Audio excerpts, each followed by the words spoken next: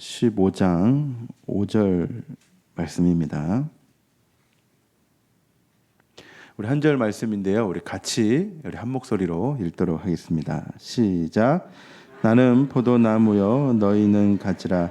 그가 내 안에 내가 그 안에 거하면 사람이 열매를 많이 맺나니 나를 떠나서는 너희가 아무것도 할 수 없음이라.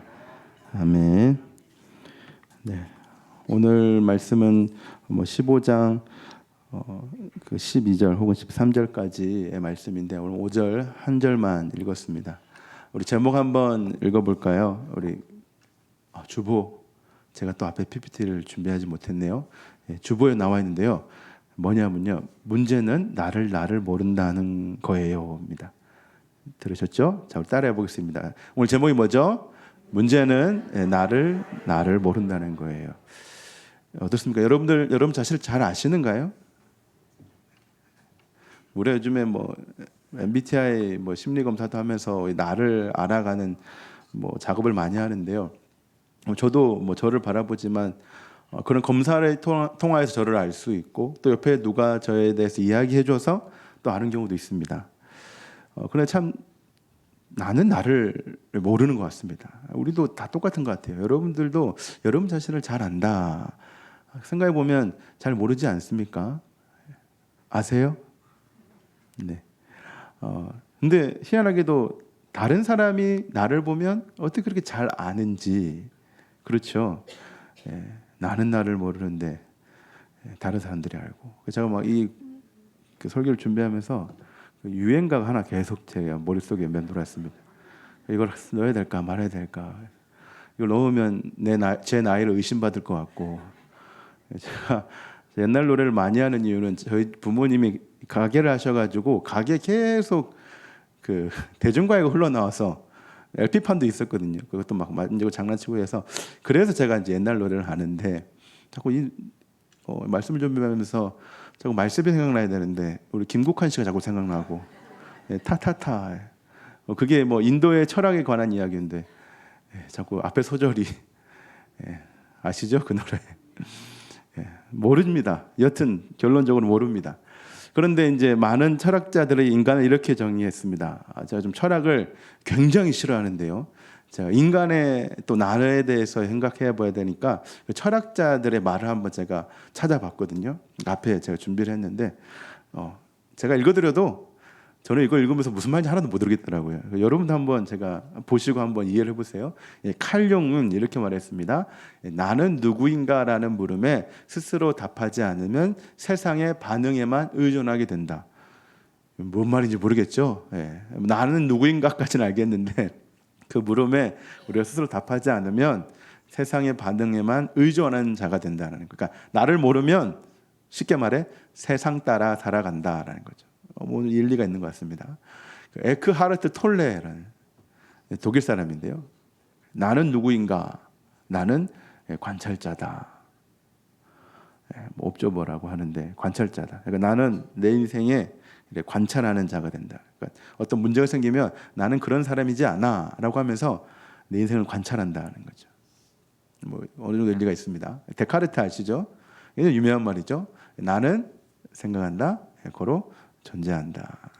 팡세가 이렇게 말했죠. 인간은 생각하는 갈대다. 마지막 팡세의 말은 무슨 말인지 모르겠습니다. 생각하는 갈대. 생각을 많이 한대요. 여하튼 이제 많은 철학자들이 이렇게 인간을 이렇게 정의했습니다. 여러분 이 네 가지 중에 다 이해하세요? 참 인간 하나를 이야기하는데도 이렇게 다양한 정의가 되죠. 그리고 저 정의가 서로 연결되는 것도 있지만 대부분 연결되지 않은 부분도 있습니다. 나름대로의 인간에 대한 정의겠죠. 너무나도 철학적이고 깊은 의미가 담긴 말이지만 나를, 다른 사람 말고요, 나를 100% 표현하는 이 정의와 말은 아닌 것 같습니다. 우리 진화론에 따르면 인간을 이제 생물학적으로 정의합니다. 제가 이것도 PPT를 준비했는데 한번 보세요. 호모사피엔스 너무나 유명한 인간이죠. 진화론적으로. 저 뜻이 뭐냐면 생각하는 인간입니다. 그럼 이제 호모가 뭔지를 아시겠죠? 그러면 계속 호모가 반복되죠. 호모가 뭡니까? 인간이라는 뜻입니다. 사피엔스는 이제 생각, 지혜라는 뜻인데 호모사피엔스는 생각하는 인간. 그러니까 인간이 진화하면서 이렇게 생각을 하게 됐고 또 호모 에렉투스 어떻게 됩니까? 이제 인간이 직립보행하는 인간이 되었다라고 합니다. 또 이제 우리가 익숙하지 않은 단어인데 호모 파베르는 이제 도구를 사용하는 이제 구석기 시대 보면 막 뭐 부싯돌로 막 불을 지피고 하잖아요. 그래서 도구를 사용하는 인간을 이제 호모 파베르라고 합니다. 그리고 이제 호모 루덴스는 놀이를 하는 인간. 그러니까 뭔가 이제 사냥을 하고 뭐 이렇게 동물을 잡아서 먹고 사는 것에서만 이제 존재하는 것이 아니라 이제 노는 인간이 되었다. 여가를 즐길 수 있는 인간이 호모 루덴스라는. 점점 인간이 이렇게 해서 발전되었다라고 진화론자들은 얘기합니다. 진화론자들도 우리 인간에 대해 뭐 저게 맞는 말은 아니겠죠. 그 인간에 대해 끊임없이 연구했지만 저 정의가 바른 정의인가요?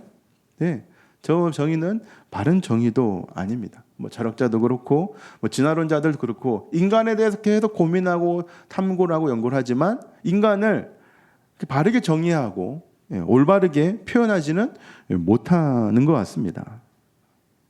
여러분 인간을 어떻게 여러분들 그러면 여러분들은 어떻게 인간을 정의하십니까? 여러분들 생각에 인간은 무엇이다라고 하는 어떤 개인적인 정의가 있나요? 아침 10시 44분에 이렇게 자꾸 철학적 얘기를 하면 우리가 굉장히 힘들어지거든요. 저도 이걸 빨리 끝내고 싶은데 여러분 스스로 인간이 무엇이다라고 한번 생각해 본 적 있으세요? 먹고 살기도 바쁜데 그런 생각을 언제 합니까? 물론 그럴 수 있습니다. 근데 그 어떤 정의든지 간에 인간은요, 인간을 잘 모릅니다. 그래서 무엇이 많아지냐면요, 말이 많아집니다. 그러니까 인간이 인간을 모르니까 무엇이 많아진다고요? 말이 많아집니다. 잘못 알고 모르니까 서로의 생각의 차이가 있고 그 차이는 그리고 문제가 됩니다. 우리도 우리 자신을 모르니까 우리 안에 문제가 생성되는 것입니다. 뭘 좋아하는지, 나에게 맞는 해결책은 무엇인지, 또 어떤 선택을 해야 하는지, 내가 나를 잘 알아야 내가 무엇을 좋아하는지, 나에게 맞는 해결책이 무엇인지, 어떤 선택을 해야 하는지 아는겠는데 내가 나를 모르니까 올바른 선택을 할 수 없는 것이죠. 그래서 이 철학자와 우리들의 공통점이 무엇이냐면 우리는 우리 마음대로 모름에도 불구하고 우리 마음대로 우리 자신을 정의하는 것 같습니다. 제가 한번 여쭤볼게요. 여러분들은 여러분 자신 생각하기에 착하다고 생각합니까? 그러면 나쁜 분이세요? 모르겠습니다. 청문회 갔죠? 모르겠습니다. 기억이 나질 않습니다. 요즘 굉장히 유행하고 있는데 여러분 봤을 때 착하세요? 다 갖고 있습니까? 착하기도 하고 나쁘기도 하고. 그럼 착한 적이 많아요? 나쁜 적이 많아요? 그것도 애매하죠. 여러분들이 저를 봤을 때 착해 보입니까? 나빠 보입니까? 그렇죠. 말씀 잘 하셔야 됩니다. 녹음하고 있거든요. 저를 나쁘게 말씀하신 분은 쫓아가서 왜 제가 나쁜지 여쭤보려고 했는데 감사합니다. 여러분들이 봤을 때 제가 착해 보입니까? 그러면 여러분들은 저를 잘 모르는 겁니다.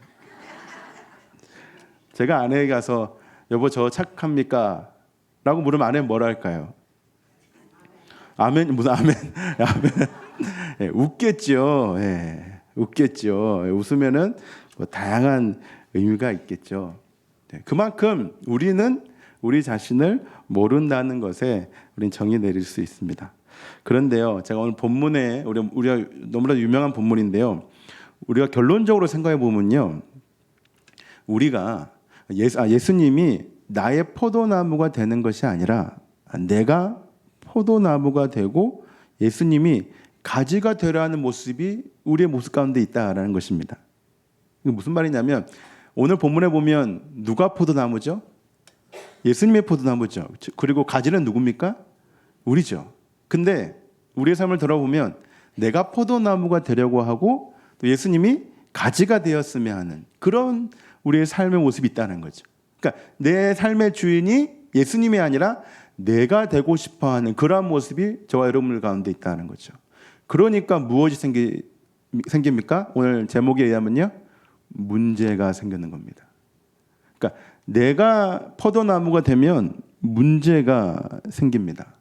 하지만 예수님이 포도나무가 되면 문제가 생기질 않습니다. 예수님의 정의, 나는 포도나무고 너희는 가지다. 앞선 철학자들의 정의랑 비교했을 때 너무 단순합니다. 그렇죠? 나는 포도나무요, 너희는 가지다.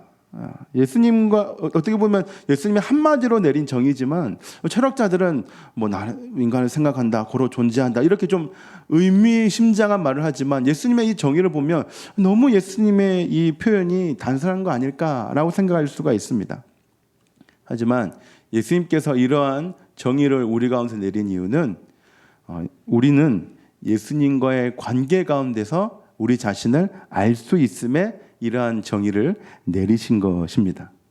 그러니까 인간 하나로 봤을 때 이야기하는 것이 아니라 우리는 예수님과의 관계 가운데서 우리 자신을 알 수 있다라는 것입니다. 우리는 결코 우리 자신만 봐서는 우리가 어떤 사람인지 모릅니다. 하지만 우리가 예수님과의 관계 안에 있으면 우리가 어떤 사람인지 압니다. 그래서 요한복음에는 다양하게 우리에 대해서 표현을 합니다. 그래서 오늘 본문은 우리를 향하여서 가지, 인간은 예수님의 가지다라고 정의를 합니다.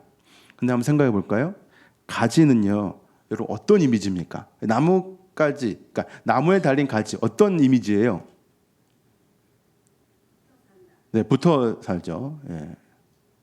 너무 좋게 표현했고, 다 나쁘게 표현하면요, 어떻게 보여요, 가지가? 예. 굉장히 가냘프게 보이지 않아요? 예. 태풍 불면 나뭇가지가 먼저 부러질까요? 나무가 먼저 부러질까요? 예, 전체적으로 봤을 때 나뭇가지가 쉽게 팍 부러지죠. 여러분 나중에 뒤에 산 가셔서 나무를 부러뜨릴 수 있으세요? 나무 가지를 부러뜨릴 수 있으세요? 예, 나무는 못 부러뜨립니다. 나무 가지를 부러뜨리죠. 가지를 생각하면 하나님이 나를 가지라 표현했는데 너무 나약한 것이 아닐까, 너무 가냘프게 표현한 거 아닐까, 우리를 향하여 너무 허약하게 예수님께서 말씀하신 것이지 않을까라고 우리는 생각할 수 있습니다. 그리고 가지가 생각해보면 스스로 할 수 있는 것은 아무것도 없잖아 하면서 이 가지엘에 대한 정의, 우리가 의심할 수 있겠죠. 인간이 만물의 영장이라는 그런 묘사보다 제일 하찮은 존재로 우리를 묘사하고 있습니다. 그래서 우리는 대놓고는 아니지만 내가 연약하다는, 내가 가지라는 이 말씀을 간혹 때로는 인정하고 싶어 하지 않습니다. 여러분 어떠십니까? 여러분들은 여러분들의 인생을 스스로 컨트롤하기 원하세요? 아니면 누가 나를 컨트롤하길 원합니까? 인간은 보통 자신이 컨트롤하기 원하지 누군가 나를 컨트롤하기를 원하지 않습니다. 나무처럼 내가 내 인생을 내 마음대로 하기 원하지 가지처럼 누군가 나를 컨트롤하는 인생, 그것을 우리는 원하지 않는다라는 것이죠. 하지만 포도나무와 가지의 관계처럼 우리는 개인적이고 독단적인 사람이 아니라 하나님께서 우리를 만드실 때 어떻게 만드셨냐면 이 관계적인 사람을 만드셨습니다. 하나님은 우리를 만드실 때 혼자 살길 원하지 않으시고 우리가 하나님과 뭐 하길 원하시죠? 관계 맺기 원하시고 또 우리가 옆에 있는 사람과 무엇을 하기 원하십니까? 관계 맺기 원하십니다. 그렇기 때문에 하나님께서 우리를 관계하는 사람으로 만드셨습니다. 그래서 예수님은 우리를 가지라고 정의하십니다. 가냘프고 연약하지만 그렇게 말씀하십니다. 우리 입장에서 봤을 때는 가지라는 정의가 굉장히 불편하게 들리겠지만 예수님의 입장에서 이 가지라는 것을 생각해 봤을 때는 그 어떤 대상보다 예수님과 밀접한 관계, 즉 굉장히 친밀한 관계를 나타낸 단어이기에 우리를 포도나무의 가지라고 말씀하신 것입니다. 그냥 가지 하나라고만 생각하면 그냥 허약하게 보이겠지만 그냥 가지가 아니라 무슨 가지죠? 주님의 가지, 포도나무의 가지이기 때문에 우리는 절대로 연약하지 않는 것입니다. 그렇다면 오늘 설교의 주제처럼 이 포도나무와 가지의 관계를 통하여서 우리에게 문제가 되는 이 나는 나를 모른다는 것에 대해 답을 찾을 수 있을까요? 그냥 나는 포도나무의 가지다 이런 정의로만 우리는 아는 것이 아니라 과연 나는 누구일까라는 이 물음에 우리는 답을 찾을 수 있는 것일까요? 분명히 있습니다. 우리는 예수님과의 관계를 통하여 우리는 우리 자신을 정확하게 발견할 수 있습니다.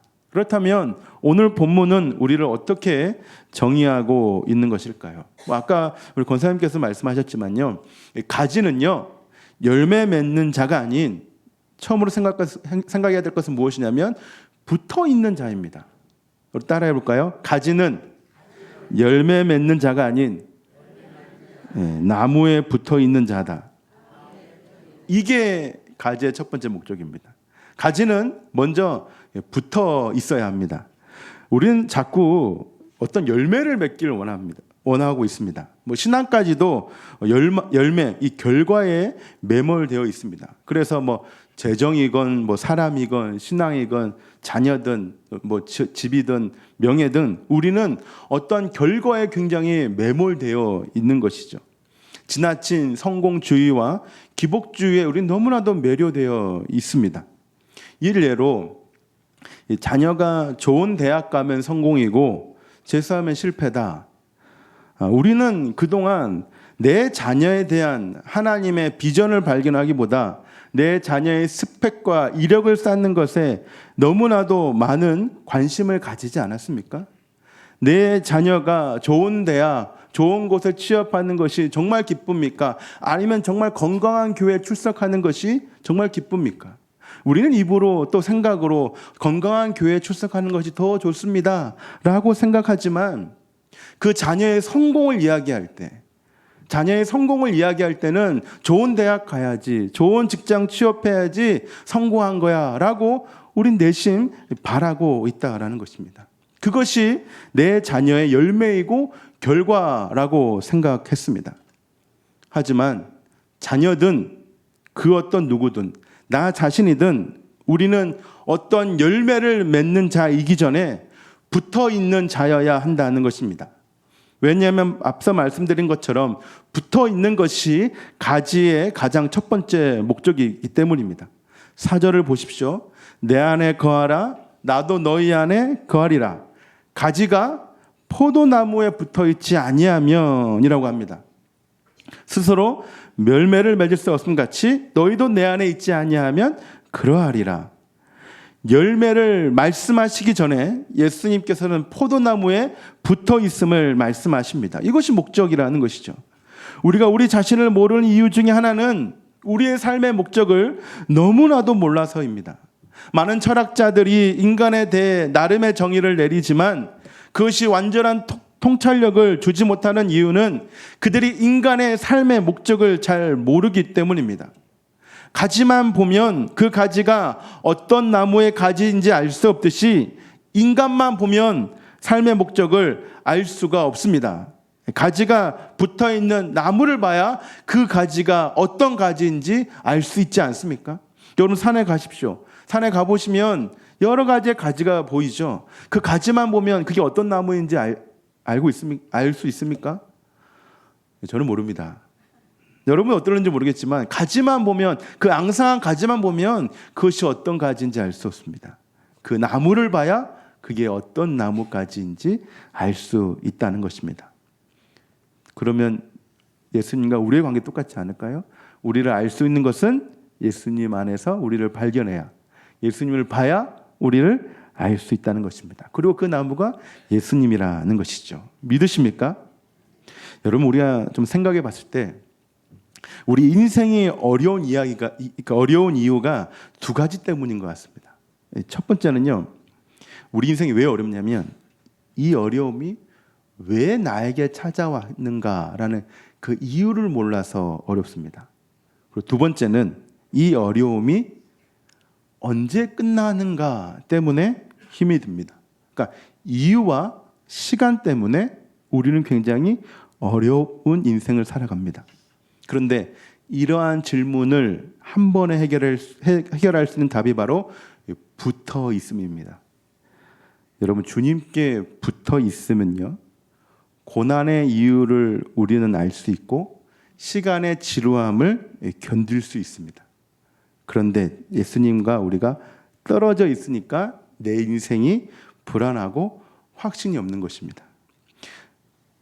내 안에 어려움을 예수님 안에서 고민하고 생각하면 이것이 어려움으로 다가오지 않지만 우리가 예수님과 떨어져 있는 가운데서 이 고난의 어려움을 생각한다면 우리는 굉장히 불안하고 확신이 없어진다라는 것이죠. 얼마 전에 우리 교회에 왔었던 우리 권혜성 교수님께서 이 부분을 이렇게 말씀하셨습니다. 제가 앞에 PPT를 준비했는데요. 뭐라 말씀하셨냐면요. 예수님께 붙어 있지 않다는 것은 예수님에 대한 참된 믿음이 없는 형식적인 믿음의 소유자를 가리킨다. 겉으로는 믿음이 있는 것처럼 보이지만 사실은 진정한 회개도 바른 지식도 참된 신뢰도 없는 사람이다. 그리고 그래서 삶의 열매도 없다.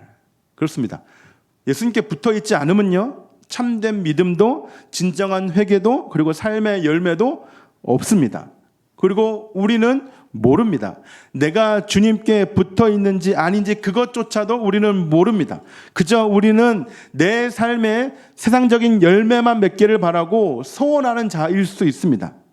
그러니 우리는 인식해야 합니다. 그리고 깨달아야 합니다. 그리고 알아야 합니다. 우리는 열매를 맺는 자이기 전에 주님께 붙어 있어야 하는 자라고 인식하고 깨달아야 되고 알아야 한다는 것입니다. 유명한 복음송 중에 그런 복음송이 있죠. 주님여 이 손을 꼭 잡고 가소서. 주님여 이 손을 꼭 잡고 가소서. 약하고 피곤한 이 몸을, 아마 이 찬양을 부르면 너무나도 은혜가 되죠. 근데 약하고 피곤한 이 몸을 우리 회복시켜주는 그 주님보다 주님의 손을 꼭 잡는 것을 먼저 생각하는 저와 여러분들 되기를 바랍니다.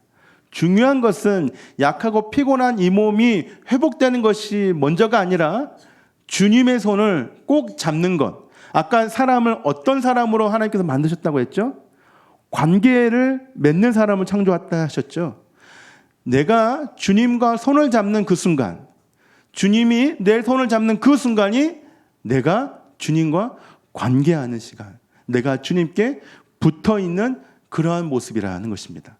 그러니 약하고 피곤한 이 몸만 벗어나기 위해 몸부림치는 것이 아니라 그 기적을 행하시는 그 주님의 손을 먼저 꼭 붙잡는 저와 여러분들이 되길 바랍니다.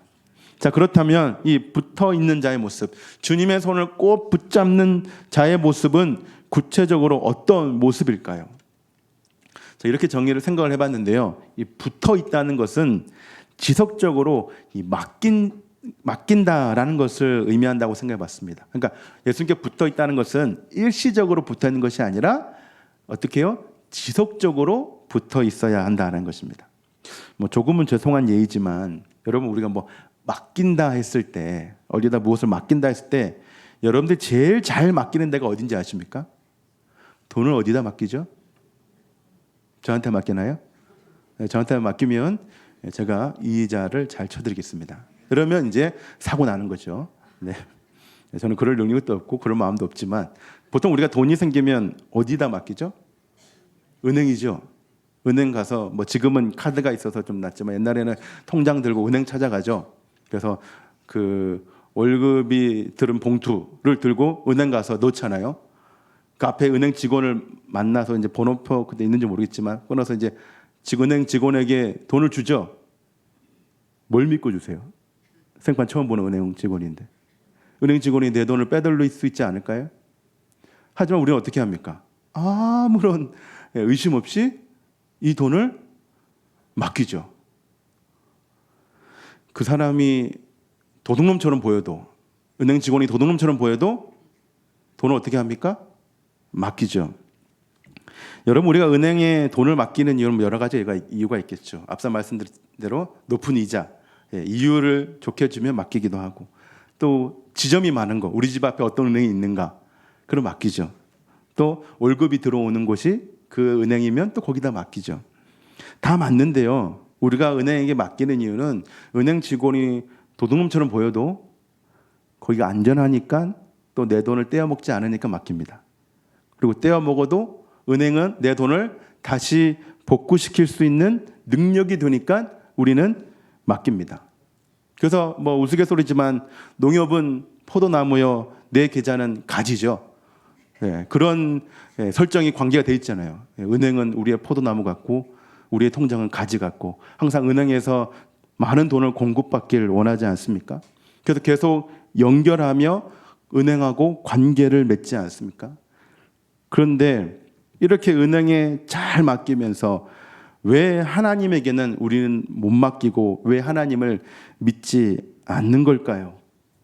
여러분들의 인생을 맡겨도 하나님께서는 전혀 손해보지 않게 만드시는데 왜 안 맡기십니까?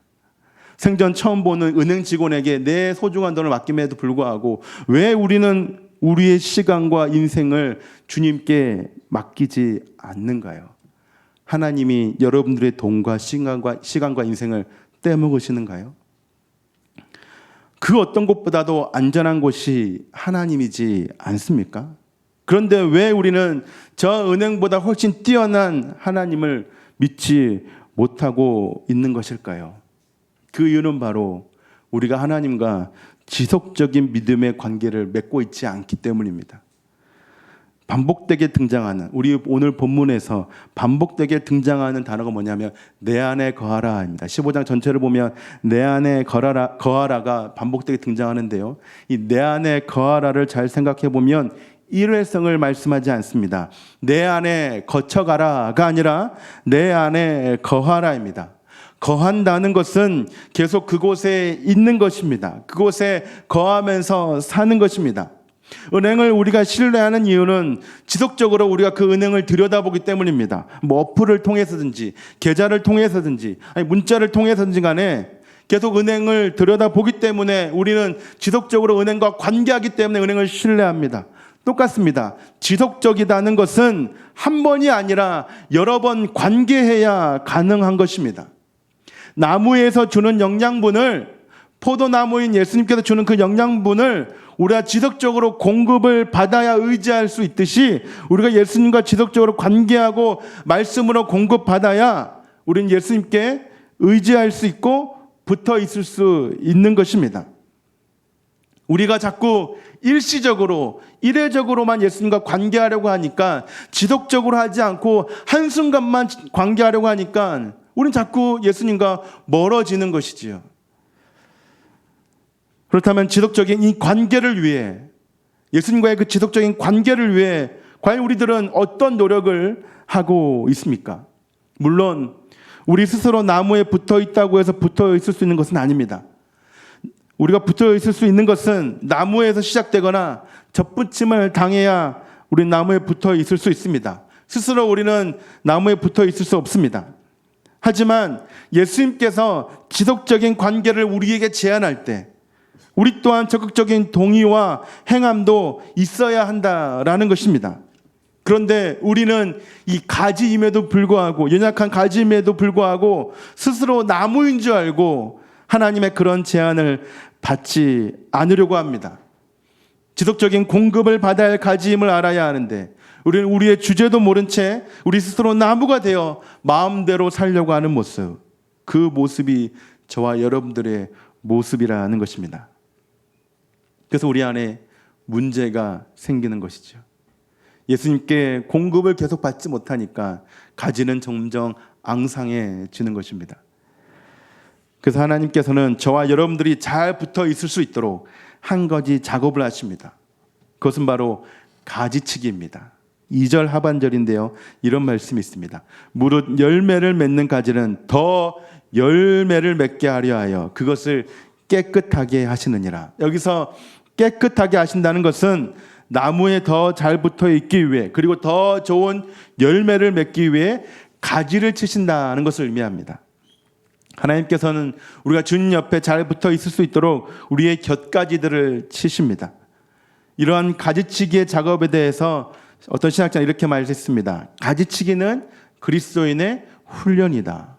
인생의 고난, 신앙의 훈련, 윤리적인 생활 등 이 가지치기, 하나님의 가지치기는 그리스도인의 훈련이라고 말씀하셨습니다. 하나님께서 여러분들이 정말 열매를 잘 맺게 하기 위해, 주님께 잘 붙어 있기 위해 가지를 치고 계십니다. 우리의 다양한 상황들을 통하여 지속적으로 붙어 있을 수 있는 가지치기를 우리 하나님께서 여러분들 가운데 행한다는 것입니다. 그렇기 때문에 그냥 가만히 있는다고 해서 지속적으로 붙어 있는 것이 아니라 이러한 그리스도인의 훈련을 거쳐야지만 우린 주님께 지속적으로 붙어 있을 수 있고 우리의 삶을 온전히 맡길 수 있는 것입니다. 그러므로 우리는 우리에 대해 이렇게 정리할 수 있습니다. 인간은, 나는 주님께 붙어 있을 때 자신에 대해서 정확히 알 수 있고, 지속적으로 주님께 붙어 있을 때 삶과 신앙의 열매를 맺을 수 있다는 것입니다. 그런 의미에서 우리 오늘 본문이 되는 5절을 다시 한번 읽어보겠습니다. 우리 5절 같이 한번 읽겠습니다. 시작. 나는 포도나무요 너희는 가지라. 그가 내 안에 내가 그 안에 거하면 사람이 열매를 많이 맺나니 나를 떠나서는 너희가 아무것도 할 수 없습니다. 아멘. 사랑하는 성도 여러분, 포도나무는 사랑을 공급하는 예수님이고 우리인 가지는 이제 사랑을 행하는 자입니다. 저와 여러분들은 사랑을 받은 자이고 이제 사랑을 행하는 자입니다. 16절에서 17절에 보면 이러한 말씀이 있습니다. 너희가 나를 택한 것이 아니요 내가 너희를 택하여 세웠나니 이는 너희로 가서 열매를 맺게 하고 또 너희 열매가 항상 있게 하여 내 이름으로 아버지께 무엇을 구하든지 다 받게 하려 함이라. 내가 이것을 너희에게 명하면 너희로 서로 사랑하게 하려 함이라. 여러분, 우리는 열매를 맺는 자는 맞습니다. 그런데 다른 열매가 아니라 사랑의 열매를 맺는 자입니다. 사랑의 열매는 내 안에 우리 자신 가운데 맺을 수 있고 타인에게도 맺을 수 있습니다. 우리가 주님께 붙어 있으면서 공급받는 것이 인생의 성공이 아니듯이 우리는 주님께 받은 이 사랑을 나와 당신과 우리를 향하여 공급해줘야 한다는 것입니다. 성도 여러분, 더 이상 우리의 성공을 위하여 예수님께 붙어 있지 맙시다. 내 자녀가, 내 가족이 내가 성공하는 이유는 주님께 붙어 있기 위함이고 내 가족이 질병 가운데에서 회복되는 이유는 주님께 더욱더 붙어 있기 위함이며 나의 형편이 더 나아져야 하는 이유는 주님을 지속적으로 더 붙잡기 위함입니다.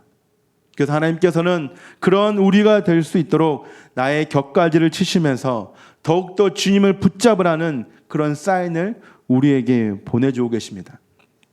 인생의 어려움을 겪고 있습니까? 인생의 힘듦을 겪고 있습니까? 그래서 어떻게 보면 하나님의 가지치기가 그리스도인의 훈련이 저 여러분들에게 있는 줄 믿습니다. 그 어려움 때문에 낙심하지 마십시오. 그 어려움 때문에 실패하지 마십시오. 하나님은 절대로 여러분들 가만히 내버려 두지 않습니다. 가지치기를 하면 아픕니다. 내 옆에 있는 가지를 쳐야 되기 때문에 나도 고통이 따를 수 있습니다. 나도 어려움을 찾아올 수 있습니다. 하지만 그 순간을 견디면 우리는 주님께 더 붙을 수 있고 또 좋은 열매를 맺을 수 있습니다. 제가 이 설교를 준비하다가 추나 현상이라는 제가 단어를 좀 알게 되었는데요. 추나 현상이 뭔지 아십니까? 자, 그 예화를 들었는데요. 어떤 권사님께서 이제 이민을 가게 되었습니다. 어디로 이민을 가게 됐냐면 호주로 이민을 가게 되었는데 고국이 그리워서 호주에 갈 때 개나리꽃을 뽑아서 갔다고 합니다. 근데 물론 이제 여러분 그러시면 안 됩니다. 검역이 이제는 이제 강화됐기 때문에 개나리 꽂아가 이제 뽑아가면 호주 사람, 외국 사람이 그거 가져갑니다. 이제 그러시면 안 됩니다. 근데 이 권사님은 너무 그리워서 개나리를 뽑아갔답니다. 개나리를 이제 뽑아갔는데 몰래 이제 들여가지고 집에 딱 물을 주고 이제 화분에 꽂았는데 옆에 이제 잎사귀가 돌면서 잘 이제 정착했답니다. 그 꽃이. 그런데 시간이 지나도 지날수록 꽃이 열리지 않는 것입니다. 그러니까 한 해가 지나고 계속 지나갈수록 이 방 안에 있는 화분에 꽂아놨는데 절대로 이 꽃이 펴지 않는 것입니다. 그러니까 왜 그러냐고 알아보니까 개나리는 추운 겨울을 지나야 꽃을 맺을 수 있다고 합니다. 그래서 일부러 차가운 바람, 서리를 맞게 하는 것이 이 춘화 현상이라고 합니다. 꽃은 반드시 추운 겨울을 지나야 봄에 꽃을 펼 수 있다고 합니다. 우리 인생도 똑같지 않습니까? 우리가 꽃을 피우기 위해서는, 열매를 맺기 위해서는 춘화 현상, 어려운 순간을 겪어야 될 때도 있습니다. 우리 인생은요, 어려움 없는 인생 없습니다. 우리 모두는 어려운 인생을 살아갑니다. 하지만 그 어려움의 순간이 주님께 더 붙어 있을 수 있는, 또 주님의 열매를 맺을 수 있는 아름다운 순간이고 기회인 줄 믿습니다. 그것이 세상 사람들과 그리스도인이 다른 것입니다. 그러니 여러분들, 내 인생이 너무 힘들다고 낙담하고 낙심하는 것은 오늘 설교의 제목처럼 여러분들이 여러분 자신을 잘 모르기 때문입니다. 나를 주님 가운데서 알게 되면, 아, 이 고난도 주님께 더 붙어 있게 하기 위한 하나의 훈련이구나, 하나의 강화이구나, 그런 신앙의 고백과 믿음의 고백이 저 여러분들 가운데 풍성하게 되는 줄 믿습니다. 그러니 이 예배 시간 이후에 이루어지는 모든 어려움들을 주님의 추나 현상이라 생각하고 잘 극복하여서 주님께 잘 붙어 있고 좋은 열매를 맺는 저 여러분들이 되길 바랍니다.